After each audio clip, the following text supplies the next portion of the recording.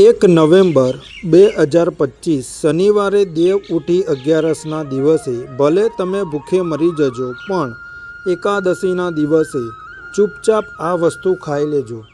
માતા લક્ષ્મી સાક્ષાત તમારા ઘરે પધારશે. એટલો બધો પૈસો આવશે કે તમે સંભાળી નહીં શકો. નમસ્કાર, પ્રણામ, હર હર મહાદેવ, જય શ્રી કૃષ્ણ, જય લક્ષ્મીમાં. દેવ ઉઠી એકાદશી વર્ષની સૌથી મોટી અને સૌથી ચમત્કારિક એકાદશી કહેવાય છે. દેવ ઉઠી એકાદશી કહેવાય છે કે આ એકાદશી આખા વર્ષની 24 એકાદશીઓમાંની સૌથી શ્રેષ્ઠ માનવામાં આવે છે. આ દિવસે કરેલો કોઈ પણ ઉપાય ક્યારેય નિષ્ફળ નથી જતો. એટલે કે જે પણ કામ સાચા મનથી કરવામાં આવે તેનું ફળ જરૂર મળે છે. ભક્તો, દેવ ઉઠી 11ની રાત્રે તુલસી માતાને એક ખાસ વસ્તુ જરૂર બાંધવી જોઈએ અને આ દિવસે ગૌ માતાને એક વસ્તુ જરૂર ખવડાવવી જોઈએ. સાથે જ આજે અમે તમને એ પણ જણાવીશું કે જે પણ ભક્ત સાચા દિલથી અને પૂરી શ્રદ્ધાભાવ સાથે દેવ ઉઠી 11ના દિવસે આ એક વસ્તુ ખાઈ લે છે, તેના ઘરમાં માં ધન દોલત અને સમૃદ્ધિ ક્યારેય નહીં ખૂટે અને દરેક ઈચ્છા અને મનોકામના પૂર્ણ થાય છે. એટલે ભક્તો, તમને એક વિનંતી છે કે વિડીયોનો પૂરો જોજો, અડધો પડધો ક્યારેય ના જોતા. ઘણા લોકો એવા હોય છે જે વિડીયોને વચ્ચેથી કાપીને જોઈ લે છે, પણ આવી વ્યક્તિ જીવનમાં ક્યારેય સફળતા મેળવી શકતી નથી. જે વ્યક્તિ જ્ઞાનને અધૂરું લે છે તેને પૂરું ફળ ક્યારેય નથી મળતું. એટલે તમે વિડીયોને અંત સુધી જરૂર જોજો, કારણ કે અમે તમને દરેક જાણકારી વિગતવાર આપીશું. સૌથી પહેલાં વિડીયોને લાઈક કરીને જય લક્ષ્મી માતા જરૂર લખી દેજો અને 3 વાર જય લક્ષ્મીનારાયણ, જય લક્ષ્મીનારાયણ, જય લક્ષ્મીનારાયણ લખી દેજો, જેથી કરીને માં લક્ષ્મી અને ભગવાન વિષ્ણુ બંનેની કૃપા થાય, તેથી તમારા ભરેલા ભંડાર કાયમ રહે. ભક્તો, દર વર્ષે કારતક મહિનાના શુક્લ પક્ષની દસમ તિથિના બીજા દિવસે દેવ ઉઠી 11 મનાવવામાં આવે છે. આ વર્ષે આ શુભ તિથિ 1 નવેમ્બર 2025 શનિવારના દિવસે પડી રહી છે. દેવ ઉઠી 11ની તિથિની શરૂઆત 1 નવેમ્બર સવારે 9 વાગ્યાથી 11 મિનિટે થશે અને તેનું સમાપન બીજા દિવસે 2 નવેમ્બર સવારે 7 વાગે 31 મિનિટે પૂરું થશે. આ વર્ષે આ દિવસે વ્યાઘાત યોગ અને સર્વાર્થ સિદ્ધિ યોગનો સહયોગ બની રહ્યો છે. આ યોગોમાં ભગવાન વિષ્ણુની પૂજા કરવાથી સાધકને મનોવાંછિત ફળ મળે છે. આ દિવસે જો માતા લક્ષ્મીની પૂજા પણ સાથે કરવામાં આવે તો વૈવાહિક જીવનમાં સુખ અને સમૃદ્ધિ બંનેનો વાસ થાય છે. હિન્દુ ધર્મમાં દેવ ઉઠી 11નું ઘણું વિશેષ મહત્ત્વ છે, કારણ કે આ દિવસે ભગવાન વિષ્ણુ 4 મહિનાની યોગ નિંદ્રામાંથી જાગે છે. ભગવાનના જાગવાની સાથે જ સૃષ્ટિમાં ફરીથી શુભ અને માંગલિક કાર્યો જેવા કે લગ્ન, સગાઈ, ગૃહ પ્રવેશ અને મુંડન વગેરે શરૂ થઈ જાય છે. એટલે આને દેવોત્થાન એકાદશી અથવા પ્રબોધિની એકાદશી પણ કહેવાય છે. આ દિવસે ભગવાન વિષ્ણુની પૂજા જો પૂરા વિધિ વિધાનથી કરવામાં આવે તો તેઓ જલ્દી પ્રસન્ન થઈને પોતાના ભક્ત પર અસીમ કૃપા વરસાવે છે.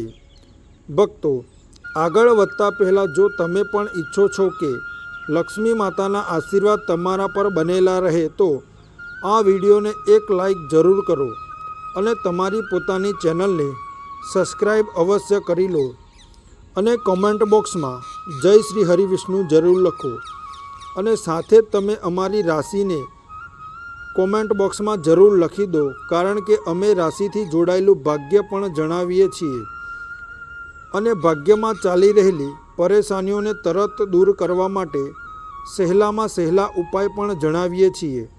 એટલે તમે તમારી રાશિ કોમેન્ટ બોક્સમાં જરૂર લખી દો. દેવ ઉઠી 11ના દિવસે વ્રત રાખનાર વ્યક્તિએ નિર્જળ અથવા ફક્ત જળ આધારિત પદાર્થો પર રહેવું જોઈએ. જો કોઈ વૃદ્ધ, રોગી કે બાળક હોય તો તે એક સમયનો ફળાહાર કરી શકે છે.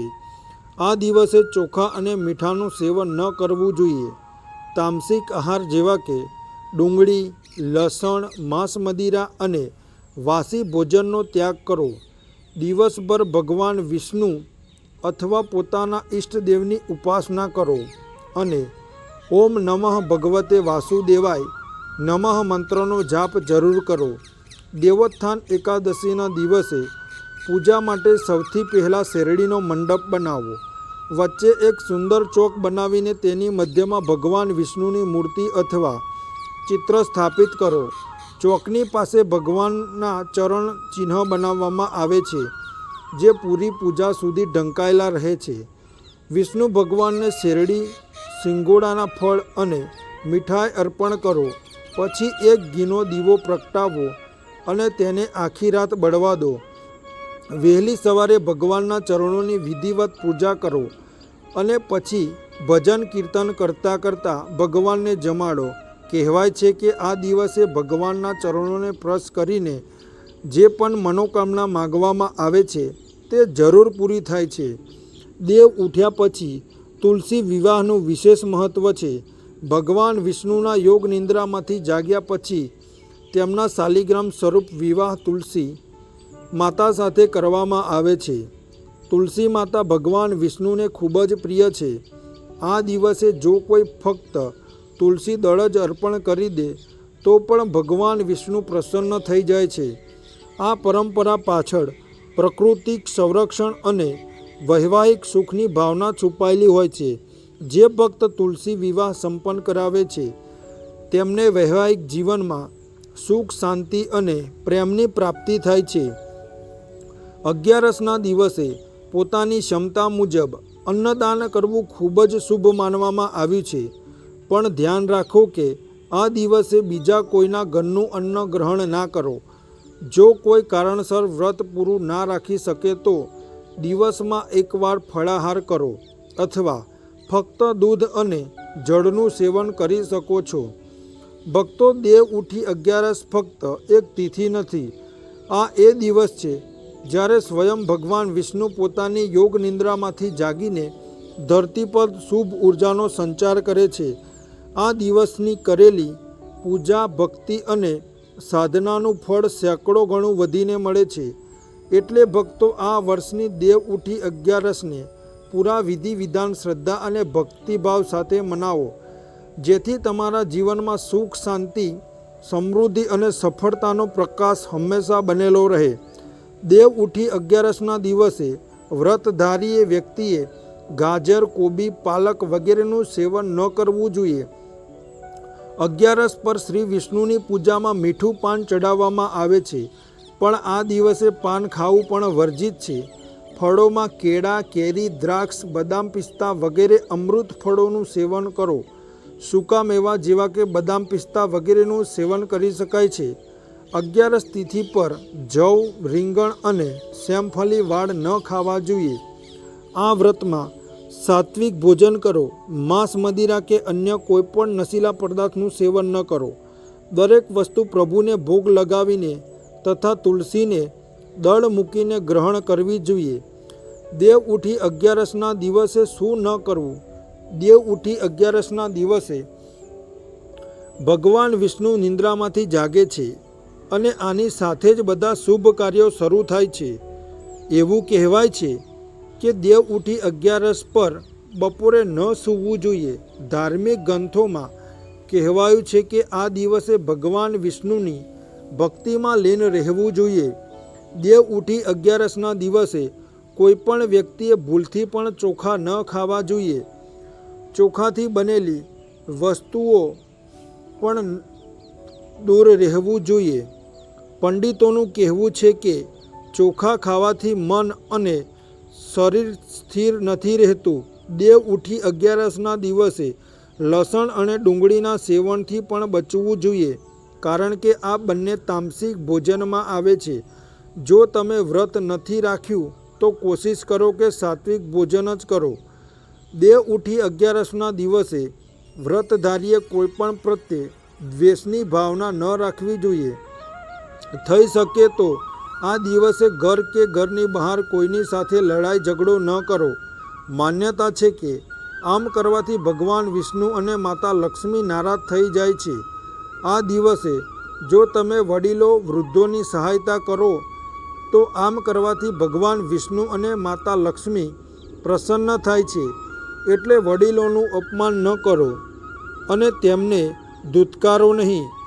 દેવ ઉઠી 11ના દિવસે ભૂલથી પણ માતા લક્ષ્મીના છોડને સ્પર્શ ન કરવો જોઈએ, કારણ કે આ દિવસે તુલસી અને શાલિગ્રામના વિવાહ થાય છે. ના તો તુલસી તોડવી જોઈએ. એવી પણ માન્યતા છે કે 11ના દિવસે તુલસી પર જળ ન ચડાવવું જોઈએ, કારણ કે તુલસી ઉપવાસ રાખે છે અને આનાથી તેમનો ઉપવાસ તૂટી જશે. દેવ ઉઠી 11ના દિવસે શું કરવું જોઈએ? દેવ ઉઠી 11વાળા દિવસે સવારે ઉઠીને સ્નાન કરો. ત્યારબાદ સૂર્યને અર્ઘ આપીને 11 વ્રતનો સંકલ્પ કરો. જીવનમાં સુખ સમૃદ્ધિ બની રહે એવું સૌ ઈચ્છે છે, તો તમે આ દિવસે ભગવાન વિષ્ણુને દૂધમાં કેસર નાખીને તેમનો અભિષેક કરો. અંતમાં શ્રીહરિની આરતી કરો. આ ઉપાય કરવાથી શ્રીહરિ પ્રસન્ન થાય છે. તમને જીવનમાં સફળતા મળે એના માટે તમે આ દિવસે ભગવાન વિષ્ણુની વિધિ વિધાનથી પૂજા કરો, દાન પુણ્ય કરો. સૌભાગ્ય પ્રાપ્તિ માટે સ્ત્રીઓ આ દિવસે વ્રત રાખે છે. થઈ શકે તો વ્રતવાળા દિવસે તમે વિષ્ણુ સહસ્ત્ર નામનો પાઠ કરો. દેવ ઉઠી 11 પર ભગવાન વિષ્ણુને સફેદ રંગનો ભોગ લગાવો. જેમ કે દિવસે ખીર કે સફેદ રંગની કોઈપણ મીઠાઈનો ભોગ લગાવવાથી શ્રીહરિ વિષ્ણુ પ્રસન્ન થાય છે.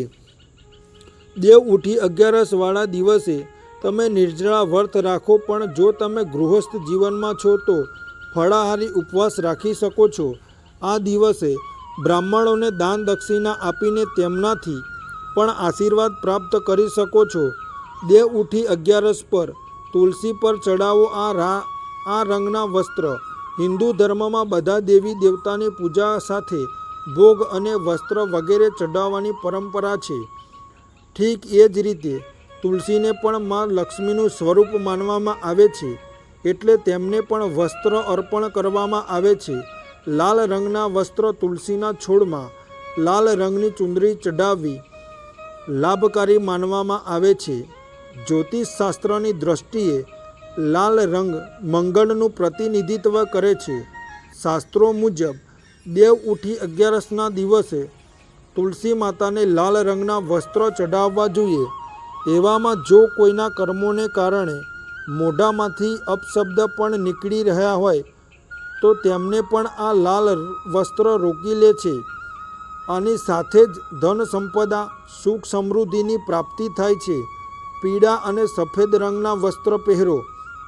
11ના દિવસે ભગવાન વિષ્ણુનો આશીર્વાદ બાદ પામવા માટે નહાવાના પાણીમાં 1 ચપટી હળદર નાખીને સ્નાન કરો અને ત્યારબાદ પીળા રંગના વસ્ત્રો પહેરો. આમ કરવાથી ભગવાન વિષ્ણુની કૃપા બની રહે છે. કરિયરમાં સુધારો થશે.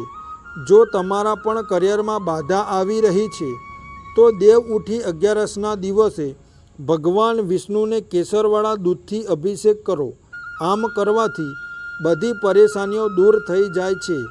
વિવાહના યોગ. જો કોઈ વ્યક્તિને વિવાહ સાથે જોડાયેલી પરેશાનીઓનો સામનો કરવો પડી રહ્યો છે તો તે દેવ ઉઠી 11ના દિવસે વિષ્ણુ ભગવાનની પૂજા દરમિયાન કેસર, હળદર કે પીળા ચંદનનું તિલક કરો. ત્યારબાદ ભગવાન વિષ્ણુને પીળા રંગના ફૂલ અર્પિત કરો. આમ કરવાથી વિવાહના યોગ જલ્દી બને છે. કર્જમાંથી મુક્તિ મળે છે. માટે દેવ ઉઠી 11ના દિવસે પીપળાના ઝાડ પર જળ ચડાવવું જોઈએ. ત્યારબાદ સાંજે ઝાડ નીચે દીવો પ્રગટાવવાની માન્યતા છે. આ ઉપાયો કરવાથી વ્યક્તિને જલ્દી કર્જમાંથી મુક્તિ મળી શકે છે. ધનની કમી નહીં થાય. કારતક મહિનામાં તુલસીની પૂજા કરવાનું ખાસ મહત્ત્વ છે. દેવ ઉઠી 11ના દિવસે તુલસીના છોડમાં શેરડીનો રસ મેળવીને ચડાવો. ત્યારબાદ દેશી ઘીનો દીવો પ્રગટાવીને તુલસી માતાની આરતી કરો. માન્યતા છે કે આમ કરવાથી વ્યક્તિને ક્યારેય ધનની કમી નથી થતી અને જીવનમાંથી બધા કષ્ટ પણ દૂર થાય છે. ભક્તો, હજુ સુધી તમે જય માં લક્ષ્મી જે ભગવાન વિષ્ણુ ના લખ્યું હોય તો જરૂર લખી દેજો. ચાલો ભગવાન વિષ્ણુ માટે તમે આવી ભૂલ ભૂલથી પણ ના કરો. આ ભૂલ તમારા ભગવાન વિષ્ણુને ક્રોધિત કરી શકે છે. ચાલો આગળ જાણી લઈએ કઈ ભૂલો ભગવાન વિષ્ણુને ક્રોધિત કરી શકે છે. એટલે તમે આવી ભૂલો ક્યારેય ન કરો. ભગવાન વિષ્ણુ 4 મહિનાના લાંબા સમય પછી ભગવાન વિષ્ણુ યોગ નિંદ્રામાંથી બહાર આવે છે. એવામાં આપણે બપોરે ન સૂવું જોઈએ અને પ્રભુનું કીર્તન ભજન કરવું જોઈએ. આનાથી માતા લક્ષ્મી પ્રસન્ન થાય છે અને ધન લાભ થાય છે. અને સૂવું અશુભ અને ભગવાનનું અનાદર માનવામાં આવે છે. 2. ચોખાનું સેવન ન કરો. પૌરાણિક માન્યતાઓ અને વાર્તાઓમાં 11સના દિવસે ચોખા ખાવાની મનાઈ છે. એવી માન્યતા છે કે આ દિવસે ચોખા ખાનાર માણસ પેટે સરકતું જીવ બને છે. એટલે ચોખા, માંસ, મદિરા વગેરેનું સેવન 11સના દિવસે ન કરો. સાથે જ લસણ ડુંગળીથી પણ પરેજી પાડવી જોઈએ. કોઈને ભૂલું બરું નહીં બોલો. દેવ ઉઠી 11સના વ્રત દરમિયાન કોઈપણ વ્યક્તિને ભલું બરું ન બોલો અને નાહી કોઈના માટે મનમાં વેર રાખો.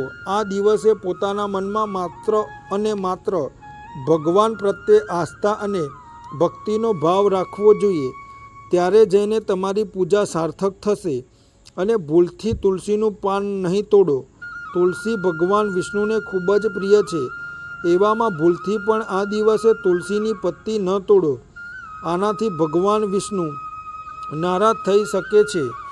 દેવ ઉઠી 11 પર કરો આ વસ્તુનું દાન. દેવ ઉઠી 11 પર પીળા વસ્ત્ર, વાંસળી, ધાન, ઘઉં, મકાઈ, બાજરો, અડદ, વસ્ત્ર, સિંગોડા, શક્કરિયા, શેરડી, મોસમી ફળ, કેસર, કેળા, હળદર, મોરપંખ અને શંખ વગેરેનું દાન કરવું શુભ માનવામાં આવે છે. દાન કરતી વખતે એ વાતનું ખાસ ધ્યાન રાખો કે આનો ઉલ્લેખ ત્રીજી વ્યક્તિ પાસે ભૂલથી ન કરો. કારણ કે દાનને જેટલું થઈ શકે એટલું છુપાવીને કરવું જોઈએ. ભક્તો એ પણ જાણવું તમારા માટે ખૂબ જ જરૂરી છે કે દેવ ઉઠી એકાદશીનું મહત્ત્વ આપણા વેદો અને પુરાણોમાં એવી માન્યતા છે કે દિવાળી પછી 11સના દિવસે ઈશ્વરનું ઉત્થાન થાય છે. એટલે વિવાહ, ઉપનયન કે ગૃહ પ્રવેશ વગેરે જેવા બધા શુભ કાર્યો દેવોત્થાન 11 પછીથી શરૂ થાય છે. આ જ કારણે 11સના દિવસે તુલસી વિવાહ પણ કરવામાં આવે છે. ઘરોમાં ચોખાના લોટથી ચાક બનાવવામાં આવે છે તથા વાંસના છત્ર કેનોપીની વચ્ચે ભગવાન વિષ્ણુની પૂજા કરવામાં આવે છે. આ દિવસે ફટાકડા પણ ફોડવામાં આવે છે. દેવોત્થાની 11સને સામાન્ય રીતે નાના દિવાળીના નામથી પણ ઓળખવામાં આવે છે. 11સના આ દિવસથી મંગળનો સંવાહક ફરીથી પોતાની શક્તિ પ્રાપ્ત કરે છે. કારતક સુદ 11સના દિવસે તુલસી વિવાહની સાથે જ ઘરમાં બધા સકારાત્મક કાર્યો શુભ રૂપથી કરી શકાય છે. તુલસીનો છોડ પ્રકૃતિનું નિર્માણ કરવાની સાથે જ એક ઔષધીય છોડ પણ માનવામાં આવવાના કારણે લાભપ્રદ હોવાથી બધાને દાનમાં આપવામાં આવે છે. 4 મહિનાની નિંદ્રામાંથી ભગવાન વિષ્ણુના જાગ્યા પછી તે ક્ષણ પછીથી બધા શુભ કાર્યો કરી શકાય છે. ભારતીય કેલેન્ડર મુજબ 11સનો દિવસ વાસ્તવમાં નીરસ હોવાને કારણે વિશેષ રીતિ રિવાજો સાથે મનાવવામાં આવે છે. આ દિવસથી વિવાહ અને અન્ય ઘણા શુભ કાર્યક્રમોની શરૂઆત થાય છે. આ દિવસે વ્રત રાખવાનું પણ ખૂબ જ મહત્ત્વ બતાવવામાં આવ્યું છે. મહિલાઓએ તુલસી વિવાહના દિવસે પોતાના ઘરને સજાવીને આ તહેવારને ભજન અને ગીતો સાથે મનાવે છે. દીપદાનના લાભ એવું કહેવાય છે કે નિયમ મુજબ દેવોત્થાન એકાદશી ભગવાન વિષ્ણુના શાલિગ્રામ રૂપ અને દેવી વૃંદા તુલસી વિવાહનો દિવસ હોય છે. ભગવાન વિષ્ણુની નિંદ્રાના 4 મહિના દરમિયાન સૃષ્ટિના કાર્યોથી મુક્ત થવા પર, ભગવાન શાંત થઈ જવા પર ભગવાન વિષ્ણુ 4 મહિના લાંબી નિંદ્રામાંથી જાગ્યા પછી બ્રહ્માંડના પ્રબંધન કાર્યોને ફરીથી શરૂ કરે છે. આથી આ દિવસે પૂર્ણ સમર્પણ અને વિશ્વાસ સાથે ભગવાન વિષ્ણુની પૂજા કરવામાં આવે છે. આ દિવસના અજવાળામાં ઘરની છત પર દીવો રાખીને આનંદ અને સુખમાં વૃદ્ધિ કરવા માટે રાત્રે રોશની કરીને ઘરના કોઈપણ ભાગમાં અંધારું ન થવા દેવું જોઈએ. આખરે શ્રીહરિ નિંદ્રામાં કેમ જાય છે? એક સમયની વાત છે. ભગવાન વિષ્ણુને તેમના પ્રિય લક્ષ્મીજીએ કહ્યું, પ્રભુ, તમે આખો દિવસ જાગો છો અને જ્યારે નિંદ્રા લો છો તો વર્ષો માટે નિંદ્રામાં ચાલ્યા જાઓ છો. તેનાથી પ્રકૃતિનું સંતુલન બગડી જાય છે. એટલે આને સમજતા યોજના મુજબ નિંદ્રા લો, જેનાથી મારી પણ મદદ થઈ જાય. લક્ષ્મીજીની વાત સાંભળીને ભગવાન વિષ્ણુએ હસીને ઉત્તર આપ્યો, દેવી, તમે સત્ય અને ઉચિત જ કહ્યું છે. મારા જાગવાથી અન્ય બધા દેવતાઓને અને ખાસ કરીને તમને મારી સેવાને કારણે વિશ્રામ નથી મળી શકતો. આજથી હું વર્ષા ઋતુમાં 4 મહિના માટે નિંદ્રામાં જઈશ, જે અલ્પનિદ્રા અને યોગ નિદ્રા કહેવાશે, જેનાથી મારા અન્યાયીઓને પરમ કૃપા બની રહેશે. આ સમય દરમિયાન મારી નિંદ્રાની ભાવનાનું ધ્યાન કરનાર બધા ભક્તોના ઘરોમાં હંમેશા તમારી સાથે વાસ કરીને કૃપા વરસાવતો રહીશ.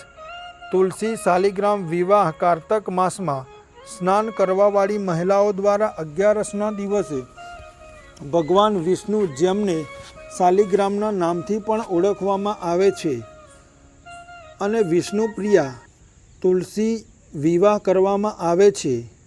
તુલસી વૃક્ષ અને શાલિગ્રામનો વિવાહ સમારોહ સુંદર મંડપ કરવામાં આવે છે. સમારોહ દરમિયાન નામાષ્ટ સહિત વિષ્ણુ સહસ્ત્ર નામનો પાઠ કરવામાં આવે છે. શાસ્ત્રો મુજબ આ તુલસી શાલિગ્રામ વિવાહને મનાવવાનું કારણ સુખી વૈવાહિક જીવન અને પુણ્યની પ્રાપ્તિ હોય છે. કારતક માસમાં તુલસી વૃક્ષ દાન કરવાથી મોટું દાન નથી હોતું. પૃથ્વીલોકમાં જે આ પ્રકારે છે, વૃંદાવનની વૃંદા, વિશ્વપૂજિતા, વિશ્વપાવની, વિશ્વપુરા, નંદની કૃષ્ણ જીવનની અને તુલસી શ્રીહરિના પવિત્ર પ્રસાદમાં તુલસી પત્રનું હોવું અનિવાર્ય હોય છે. અને ભગવાનની માળા અને ચરણોમાં તુલસી પત્ર અર્પિત કરવામાં આવે છે. દેવો 11 પૌરાણિક વ્રતકથા. એકવાર રાજા હતો અને તેના રાજ્યમાં બધા 11નું વ્રત રાખતા હતા. 11ના દિવસે પશુઓ સહિત કોઈને પણ ભોજન ન હોતું અપાતું. એક દિવસ બીજા રાજ્યમાંથી એક માણસે રાજા પાસે આવીને નોકરી પર રાખવા વિનંતી કરી. રાજાએ તેને નોકરી પર રાખવાની સંમતિ આપતા પહેલાં શરત રાખી કે તેને 11ના દિવસે છોડીને દરેક એક દિવસે ભોજન આપવામાં આવશે. તે સમયે તે માણસે રાજાની શરત માની લીધી, પણ 11ના દિવસે જ્યારે તેને ફળ આપવામાં આવ્યા તો તેને ફળ લેવાની ના પાડી દીધી અને રાજા પાસે જઈને વિનંતી કરી કે આ ફળ તેના માટે પૂરતા નથી અને તે ભૂખથી મરી જશે, અને તેને રાજાને ખાવાનું આપવાની વિનંતી કરી. ત્યારબાદ રાજાના શરતને યાદ દેવડાવ્યા પછી પણ તે ખાવાનું છોડવા તૈયાર ન થયો. એટલે રાજાએ તેને લોટ, દાળ, ચોખા વગેરે આપી દીધા. રાજા પાસેથી ભોજન મેળવ્યા પછી તે માણસે સામાન્ય રીતે નદીમાં સ્નાન કરીને ભોજન તૈયાર કરવાનું શરૂ કર્યું. ખાવાનું બની ગયા પછી તે ભગવાનને આવીને ખાવા માટે બોલાવવા લાગ્યો. તેના બોલાવ્યા પર ભગવાન પીતાંબર ધારણ કરીને ચતુર્ભુજ રૂપમાં આવ્યા અને તેની સાથે પ્રેમથી ભોજન કરવા લાગ્યા. ભોજન કર્યા પછી ઈશ્વર ત્યાં જ રોકાઈ ગયા અને તે માણસ પોતાના કામ પર ચાલ્યો ગયો. 15 દિવસ પછી ફરીથી 11 આવવા પર તે માણસે રાજાને બમણી માત્રામાં ભોજન આપવા વિનંતી કરી. કારણ પૂછવા પર તેને રાજાને ઉત્તર આપ્યો કે તે દિવસે ભૂખ્યો રહ્યો, કારણ કે ઈશ્વરે પણ તેની સાથે ભોજન કર્યું હતું, જે 2 લોકો માટે પૂરતું ન હતું. આ સાંભળીને રાજા આશ્ચર્યચકિત થઈ ગયો તથા વિશ્વાસ કરવા તૈયાર ન હતો. ભગવાન તે માણસ સાથે ભોજન કરે છે? રાજા બોલ્યો કે 11નું વ્રત રાખે છે, ભગવાનની પૂજા કરે છે, પણ ભગવાન ક્યારેય પણ તેમની સાથે પ્રગટ નથી થયા. આ સાંભળ્યા પછી તે માણસે કહ્યું કે જો તમને વિશ્વાસ ન હોય તો તેની સાથે ચાલે અને વૃક્ષ પાછળ છુપાઈને ત્યાં જે કંઈ થઈ રહ્યું છે તે જોઈ લે. તે માણસને સાચું જૂઠની જાણવાની ઈચ્છાથી રાજા નદી પાસે જઈને ઝાડ પાછળ છુપાઈ ગયા. હંમેશની જેમ માણસે ખાવાનું બનાવ્યું અને સાંજ સુધી ભગવાનને બોલાવતો રહ્યો, પણ ભગવાન ન આવ્યા. આખરે તે માણસે ભગવાનને પ્રાર્થના કરી કે જો તે નહીં આવે તો તે નદીમાં કૂદીને પોતાનો જીવ આપી દેશે.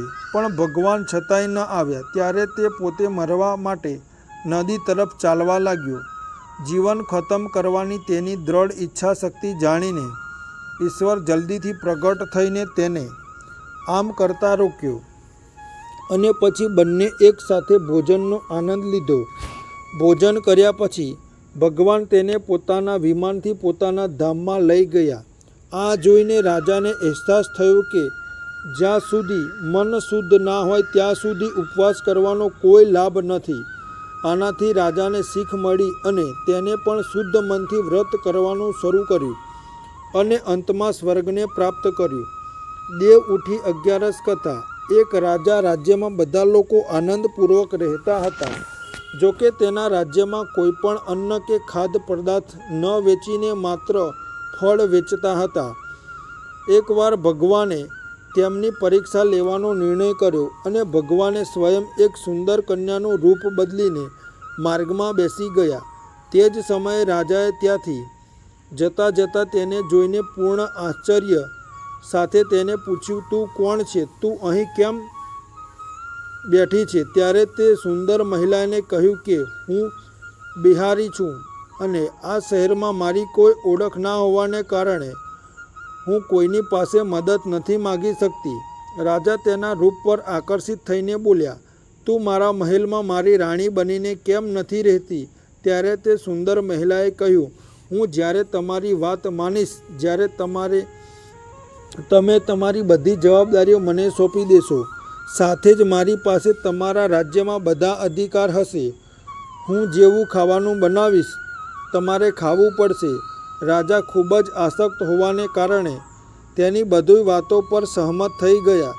બીજા દિવસે 11સ હતી અને રાણીએ બજારમાં ખાવાનું વેચવાનો આદેશ આપ્યો તથા માછલી અને મટન પકાવીને રાજાને ખાવા કહ્યું. ત્યારે રાજા આ જોઈને બોલ્યો કે આજે 11સ છે, તે ફક્ત ફળ ખાશે. તે ક્ષણે રાણીએ તેને વાયદાની યાદ દેવડાવીને કહ્યું, કાં તો તમે ખાવાનું ખાવ અથવા તો હું તમારા મોટા દીકરાનું માથું કાપી દઈશ. આ વિષય પર રાજાએ આ સમસ્યાને બીજી રાણી સાથે વહેંચવાનો નિર્ણય કરીને સ્થિતિને સ્પષ્ટ કરી. ત્યારે મહારાણી બોલી, પ્રિય રાજન, તમારે ઉદાસ ન થવું જોઈએ અને તમારે તમારા સદાચાર અને નૈતિકતાને ન છોડવા જોઈએ. એટલે તેમને પોતાના દીકરાનું બલિદાન આપવાની સલાહ દીધી. તે સમયે દીકરાને વળગીને પોતાની માને આંખોમાં આંસુનું કારણ પૂછ્યું. આ બધું કારણ જાણ્યા પછી તેણે પોતાનું માથું બલિદાન કરવા માટે સહમત થઈને કહ્યું કે તમારે નૈતિકતા અને સદાચારનું સન્માન અને રક્ષા કરવી જોઈએ. ત્યારે રાજા આના પર સહમત થવા પર ભગવાન વિષ્ણુએ પ્રગટ થઈને કહ્યું, હું તારા મૂલ્યોથી પ્રભાવિત છું. તું મારી પાસે કોઈ પણ આશીર્વાદ માગી શકે છે. ત્યારે રાજા બોલ્યા કે તમારી દયાથી અમારી પાસે બધું જ છે. અમે સૌ તમારા માર્ગદર્શનની અભિલાષા રાખીએ છીએ. આમ કહીને રાજાએ પોતાના પુત્રને સોંપી દીધો અને ત્યારે તેનો પુત્ર દિવ્ય લોક તરફ ચાલ્યો ગયો. ભક્તો, ગૌ માતા આ દિવસે ગોળ જરૂર ખવડાવવો જોઈએ. રોટલીમાં રાખીને ખવડાવવો જોઈએ. કહેવાય છે કે આમ કરવાથી આપણા બધા દુઃખ દર્દ નષ્ટ થઈ જાય છે, પણ આપણને સુખની પ્રાપ્તિ થાય છે, ધન દોલતની પ્રાપ્તિ થાય છે. એટલે ભક્તો, ઉપાય તમારે જરૂર કરવો જોઈએ. ભક્તો, આ તમામ જાણકારી જનરુચિને ધ્યાનમાં રાખીને આપવામાં આવી રહી છે. વાસ્તુશાસ્ત્રના ઉપાયને પોતાની આસ્થા અને વિશ્વાસ પર અજમાવો. અમારી ચેનલ આ વિડીયો દ્વારા કોઈ પણ પ્રકારનો કોઈ દાવો નથી કરતી. આજની આ જાણકારી જો તમને પસંદ આવી હોય તો વિડીયોને એક લાઈક જરૂર કરીને તમારી પોતાને ચેનલને સબસ્ક્રાઈબ કરી લો અને 2 નોટિફિકેશન ઓલ પર સેટ કરી જરૂર કરો. જય શ્રી હરિવિષ્ણુ જરૂર લખી દેજો અને લાઈક કરી દેજો. જય મા લક્ષ્મી.